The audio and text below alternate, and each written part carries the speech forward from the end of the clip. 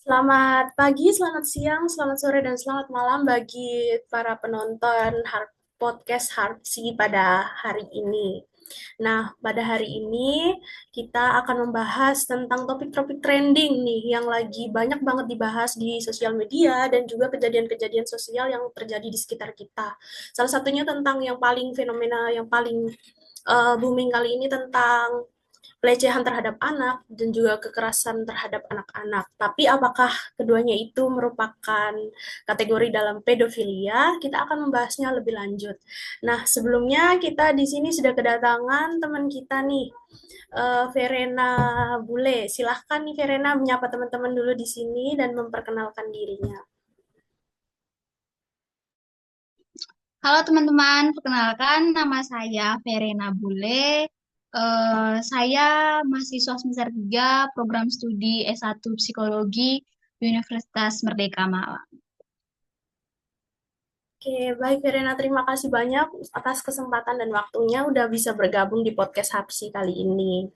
Langsung aja kita masuk ke pembahasan yang pertama nih. Menurut teman-teman semua, apa sih yang kalian ketahui tentang pedofilia itu dan apa yang membedakan kondisi ini dengan perilaku seksual lainnya? Kita mulai dari Reini dulu mungkin, silahkan. Oke, Em, yang saya ketahui tentang pedofil ini yaitu saat ada ketertarikan orang dewasa kepada anak-anak, khususnya anak-anak yang belum masuk ke masa pubertas, jadi masih masa prapubertas. Nah, ini ketertarikannya nih bersifatnya intens dan ketertarikannya bukan kayak kita kepada orang dewasa kayak kan mungkin kalau kita orang dewasa tuh ngeliat anak-anak ih lucu ya, kayak kita tuh lihatnya tuh sebagai kita sayang gitu ya.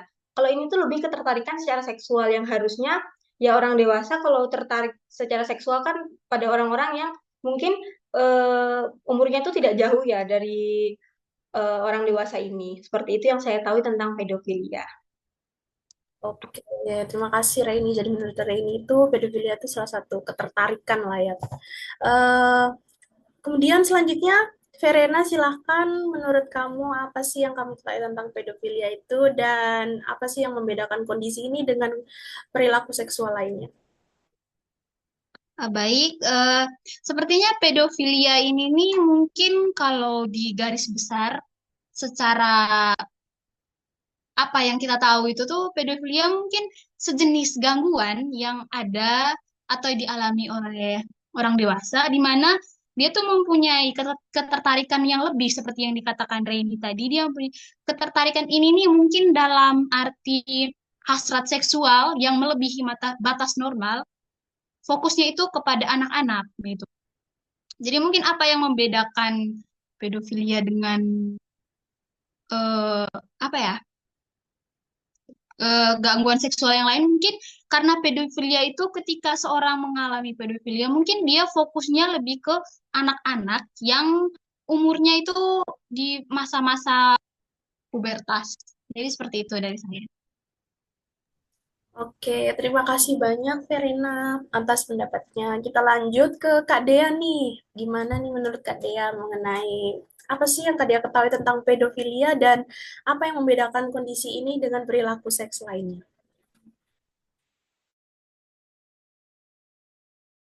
Oke, menurut pengetahuan aku bahwa sebenarnya sama, nggak jauh beda dengan pendapatnya Reni, pendapatnya siapa tadi, Verena ya.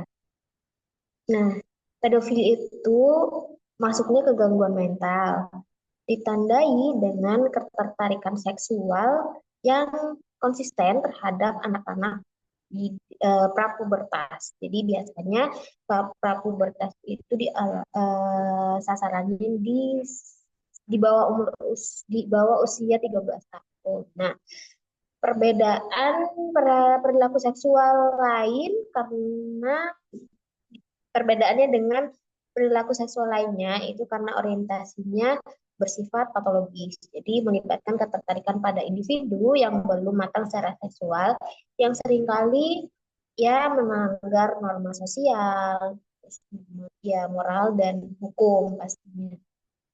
Dan pedofilia ini masuknya kalau teman-teman setelah ini mungkin semester 4 ya, itu masuk ke psikologi abnormal, itu ada namanya DSM-5 ya. Jadi nanti di pedofilia ini masuk ke dalam kategori gangguan psikologis dalam DSM-5. Oke, terima kasih ya Kak Dia untuk pendapatnya.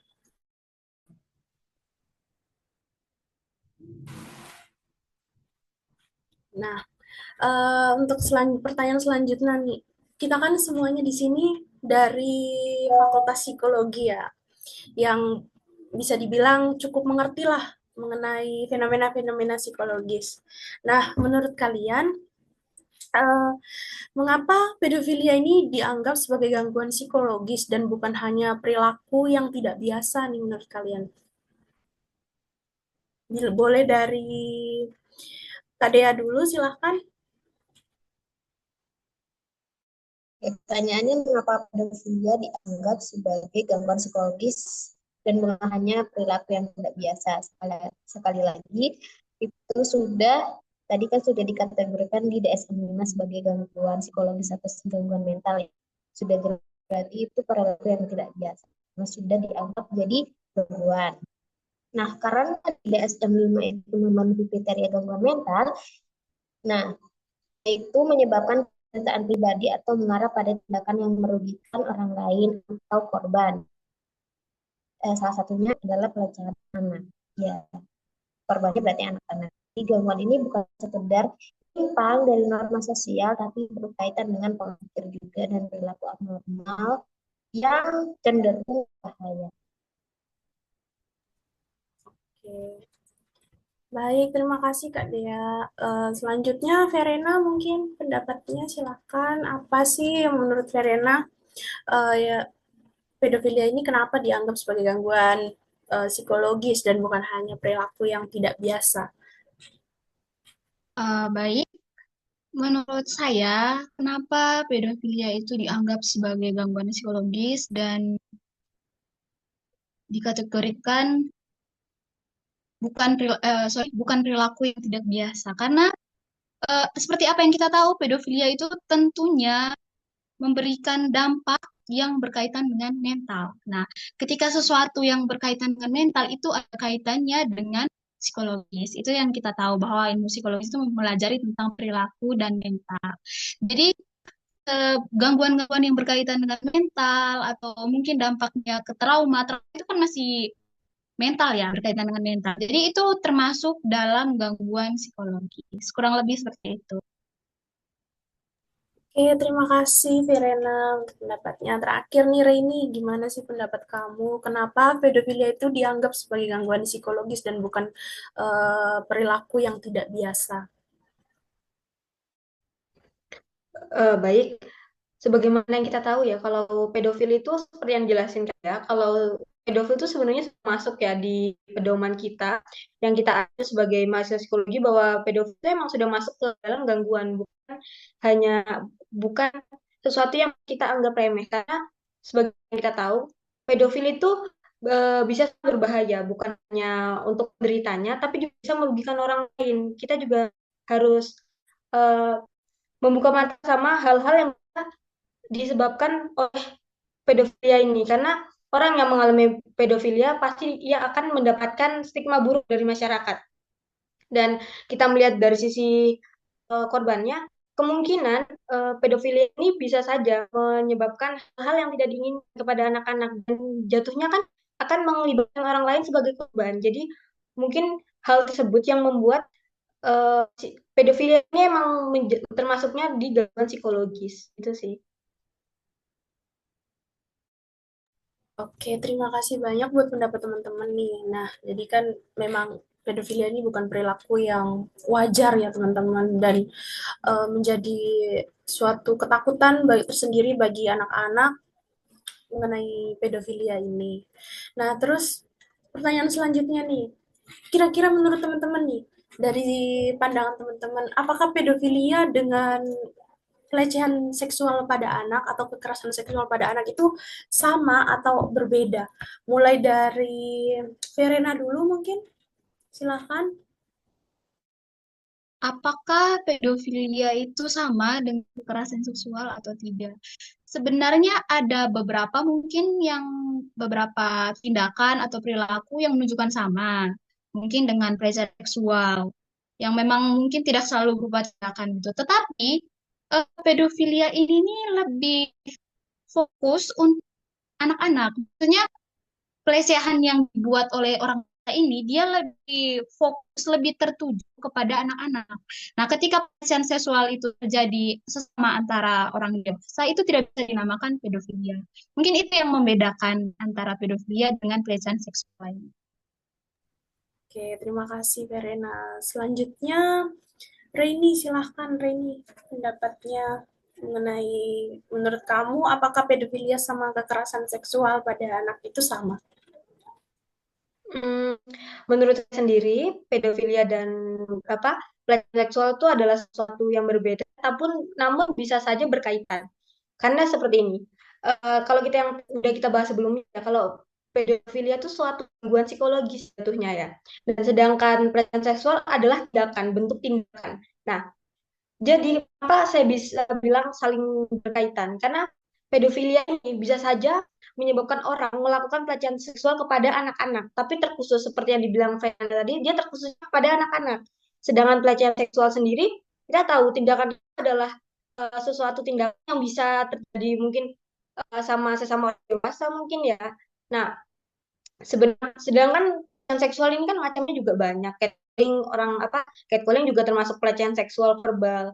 Nah, hal-hal itu yang membuat ini tuh berkaitan karena belum tentu uh, pelecehan seksual adalah pedofilia, tapi pedofilia bisa saja mengarah kepada pelecehan seksual pada anak.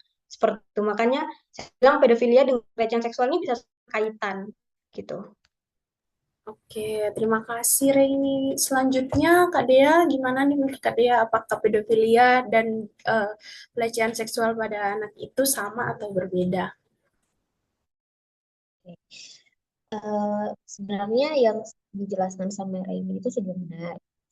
Jadi pedofilia, perbedaan pedofilia sama pelecehan seksual anak itu pedofilia itu mengacu pada ketertarikan seksual. Jadi fantasinya, ketertarikan seksual, dorongan apa seksualnya itu mengarah kepada anak-anak. Nah, jadi aku tidak selalu bertindak biasanya, tapi punya kecenderungan ke sana, kecenderungan ketertarikan ke sana gitu. Nah, kalau pelecehan seksual itu udah masuk ke tindak kriminal. Bisa jadi tindakan pelecehan seksual pada anak itu bisa jadi benar kata Reni tidak punya tendensi pedofilia. Bisa jadi ada dorongan lain atau ada balas dendam ataukah atas kekuasaan atau lain sebagainya itu bisa jadi. Berarti pelecehan seksual anak itu memang terjadi pada anak, itu tindakan kriminal, tapi bukan berarti apa namanya pelakunya adalah pedofilia. Nah, pedofilia berarti ketertarikannya. Nah, berarti kan pedofilia itu gangguan psikologisnya, sedangkan tindakannya biasanya mengacu pada pelecehan seksual pada anak. Oke, terima kasih Kak Dea untuk pendapatnya. Jadi menurut kalian memang pedofilia dan pelecehan seksual itu tidak jauh berbeda ya. Masih punya keterkaitan lah. Oke, kita masuk ke pertanyaan selanjutnya nih. Nah, kita semua di sini kan sebagai mahasiswa psikologi nih. Nah, menurut kalian sebagai mahasiswa psikologi, bagaimana sih kalian memandang pedofilia ini dan mengapa sih topik kita pada kali ini masih dianggap tabu untuk dibicarakan secara terbuka? Mulai dari Reini dulu, silahkan. Eh, Mungkin yang bagaimana mahasiswa psikologi memandang pedofilia dan mengapa topik ini penting ya, dan namun masih tabu karena gini, sebagaimana kita tahu kita tuh hidup di norma masyarakat yang masih menganggap bahwa sesuatu yang berupa pelecehan itu suatu aib, bahkan eh, bagaimana yang kita tahu tuh banyak sekali contohnya saja korban itu masih banyak disalahkan ya dalam kasus pelecehan seksual itu.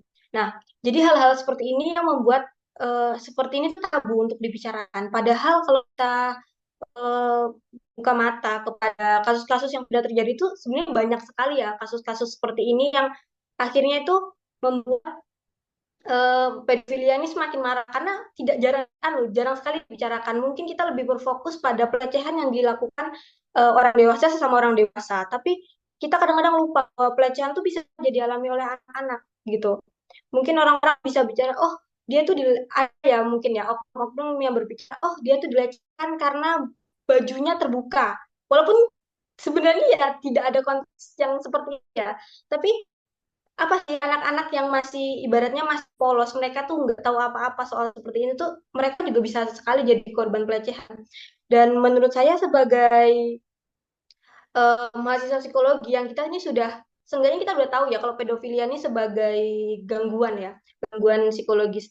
Harusnya kita ini bisa setidaknya kita tuh mengedukasi orang-orang yang di sekitar kita bagaimana caranya supaya orang-orang ini sadar bahwa pedofilia ini bukan sesuatu hal yang tabu untuk dibicarakan. Harusnya pedofilia ini jadi sesuatu yang bisa topik yang kita angkat isunya karena saya percaya bahwa anak-anak itu adalah calon generasi penerus bangsa ya.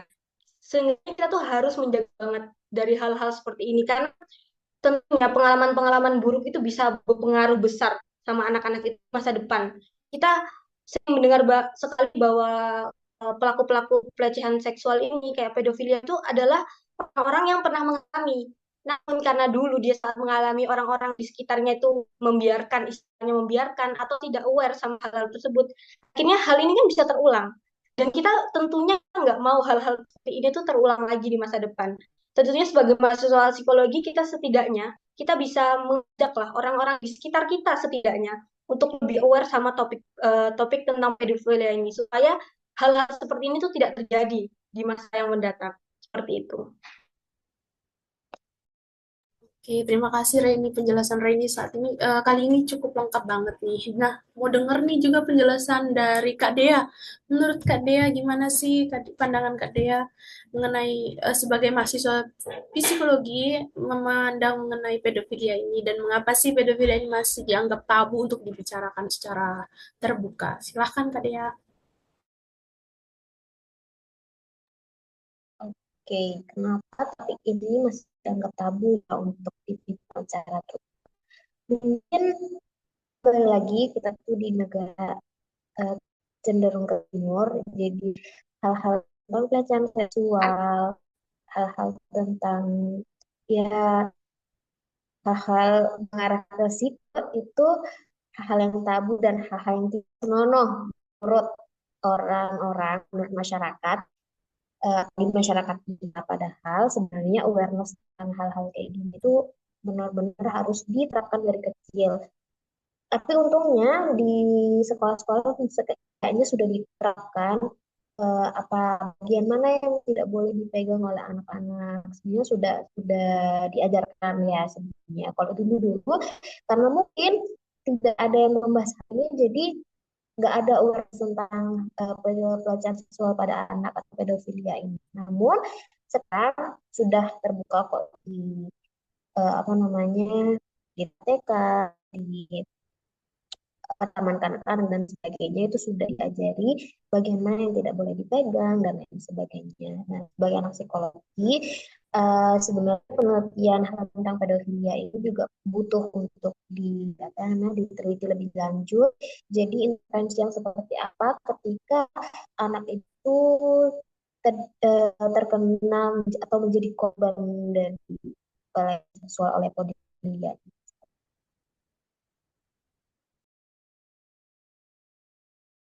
Oke, terima kasih banyak Kak Dea. Kita selanjutnya masuk ke Verena nih. Gimana pendapat Verena mengenai sebagai mahasiswa psikologi mengenai pedofil ini? Dan juga gimana sih, kenapa pedofil ini masih dianggap tabu untuk dibicarakan secara terbuka? Silahkan Verena. Waduh, sebenarnya jawab dari Kak Dea sama Reni sebenarnya udah mewakili banget ya. Kayak di kita nih di negara yang termasuk bagian timur, yang bagaimana dengan etika dan kehidupan kita, mungkin jangankan berbicara tentang pedofilia ya, cukup kita edukasi tentang seksual itu masih dianggap tabu. Edukasi-edukasi penting tentang seksnya masih dianggap tabu. Apalagi pedofilia yang termasuk gangguan seksual. Itu mungkin dianggap tidak beretika atau mungkin bisa jadi kan pelaku korban saja bisa dikucilkan ya. Makanya mungkin orang mau berbicara tentang pedofilia itu dari segi korban atau dari segi si pelaku ini tersebut kayak nanti saya dihindari, nanti saya begini bukannya malah diedukasi atau diberi apa gitu. Tapi mereka menganggap bahwa itu suatu kesalahan yang besar dan hal-hal seperti itu kita tidak boleh berbaur dengan hal seperti itu. Tapi sebenarnya hal yang perlu dilakukan itu tuh ya seperti yang disampaikan Kak Dea tadi sama Reni, bagaimana mengedukasi, bagaimana memberikan pemahaman tentang pedofilia itu sendiri. Mungkin dari pemahaman-pemahaman kecil seperti apa pedofilia, dampaknya dan lain-lain itu sudah bisa membantu agar orang-orang memandang pedofilia atau gangguan-gangguan seksual lainnya itu sebagai hal yang bukan lagi hal yang tabu. Jadi seperti itu dari saya. Oke, terima kasih banyak Verena untuk pendapatnya. Nah, kita udah sampai di penghujung nih. Pertanyaan terakhir buat teman-teman semua. Gimana sih atau apa sih pesan dan pesan buat dari kalian buat semua orang yang nonton podcast ini agar pedofilia ini bisa sedikit lebih menurun kasusnya dan mungkin bahkan tidak ada lagi kasusnya di Indonesia ini. Silahkan mulai dari Kak Dea. Oke, pesannya ya dari aku sebagai anak psikologi, eh, agar ke penonton-penonton sobat-sobat dimanapun sudah ada, pesanku sih, lindungi siapapun anak kecil manapun yang kalian temui. Tendensi apapun mungkin dijauhkan. Misalnya apa namanya kalian bertemu anak kecil bebas, habis itu dekat sama dewasa yang kelihatannya itu tidak kenal, itu mungkin apa namanya orang mencari atau sebagainya. Terus edukasi mungkin anak kalian, ponakan kalian atau adik kalian itu sebaik mungkin edukasi mengenai seksualitas. Perempuan seperti apa, laki-laki itu seperti apa yang tidak boleh dipegang, apa yang boleh dipegang seperti itu. Itu saranku. Jadi lebih aware lagi terhadap kasus-kasus seperti ini karena bisa jadi kasus seperti ini akan terjadi di kemudian nauzubillah terjadi di kemudian hari terus apabila bertemu dengan em, apa namanya pelaku-pelaku ya itu mungkin baik mungkin dilakukan bila meresahkan atau lagi apabila meresahkan mohon dilaporkan saja agar tidak apa namanya terjadi kasus-kasus selanjutnya seperti itu sih.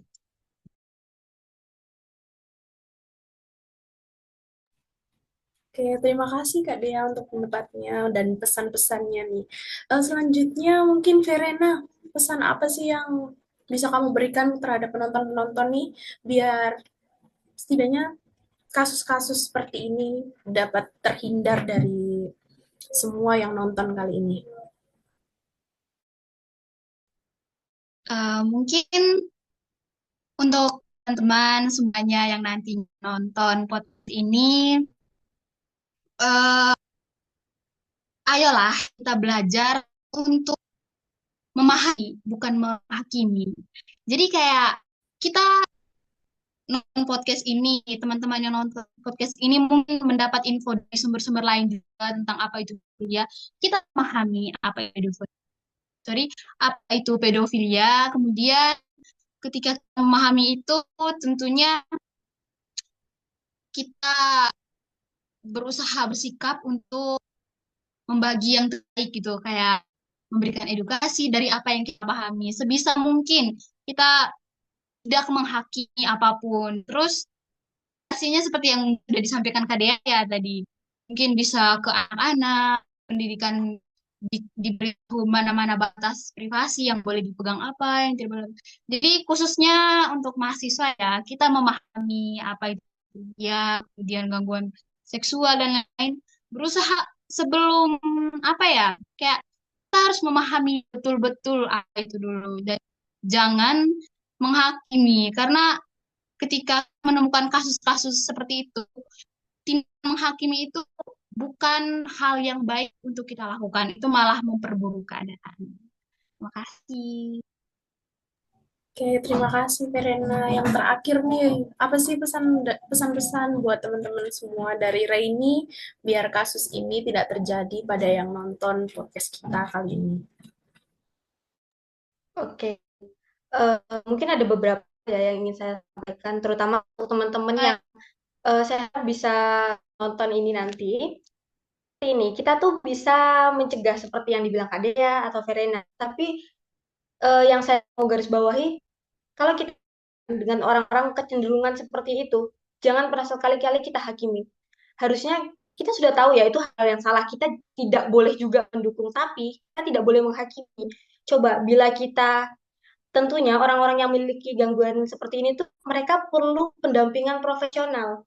Jangan kita hakimi, harusnya kita coba rangkul dan kita coba kasih saran ke mereka. Coba deh kamu tuh temuin profesional, entah itu psikolog, supaya kamu bisa tahu nih apa sih penyebab kamu bisa seperti ini dan seenggaknya kamu tuh bisa mengatasi hal ini supaya yang hal-hal yang tidak diharapkan tuh bisa terjadi gitu. Contohnya sampai mengarah pedofil ini bisa mengarah ke kekerasan seksual. Nah, dan tentunya selain kita fokus sama kita juga harus fokus sama anak-anaknya juga. Nah, dulu saya SMA itu ikut suatu kegiatan namanya Generasi Berencana. Itu juga ada yang namanya konselor dan uh, ada yang namanya penyuluh sebaya. Ini peran kita sebagai kita remaja itu tuh memberi edukasi ke anak-anak, mungkin anak-anak di sekitar kita tentang pendidikan sejak dini. Contohnya, kita mungkin kasih tahu tuh apa sih hal-hal privasi yang dibilang Kak Dea, apa aja yang boleh disentuh, apa aja yang nggak boleh disentuh, dan jika mereka mengalami hal-hal tersebut, apa yang harus mereka lakukan? Mereka mungkin ajari, oh kalau misalnya ada orang yang melakukan hal seperti ini atau mau menyentuh eh, bagian-bagian tubuh yang tidak boleh, silakan kalian harus teriak atau enggak lari cari orang dewasa. Hal-hal seperti itu harus kita ajarkan ke anak-anak supaya anak-anak tuh juga tahu. Mungkin yang paling yang kita bisa kenalkan tuh kayak, oh kamu laki-laki dan perempuan, kamu tuh punya area-area sensitif, itu nggak boleh dipegang, nggak boleh dilihat. Paling mungkin sama mama, sama kakak, sama orang tua, orang-orang yang kamu percaya. Kalau selain itu nggak boleh ya. Itu harus dikasih tahu sejak kecil supaya anak-anak tuh tahu batasan-batasan mana aja. Karena dari kasus-kasus yang saya lihat, anak-anak tuh karena itu ya, karena tabu itu tadi, banyak yang tidak tahu. Oh, pas ada orang dewasa, sesuatu yang sensitif dari bagian tubuhnya, mereka nggak tahu apa yang harus mereka lakukan. Karena mereka juga nggak tahu kalau itu tuh salah. Nah, jadi hal-hal seperti ini kita sebagai orang dewasa, itu tuh harus aware sama hal-hal kayak gini. Sebagai tentunya yang paling penting itu mungkin tentang ini ya, sex education sejak kecil, supaya anak-anak ini sudah tahu, oh kalau ada orang kayak gini aku harus ngapain, harus lapor kah, harus seperti itu. Hal itu tidak terjadi di hari harapannya dengan adanya seperti itu bisa menyebarkan informasi dan kita. Informasi itu hanya ke kita atau orang kita, tapi kita juga penonton podcast kami.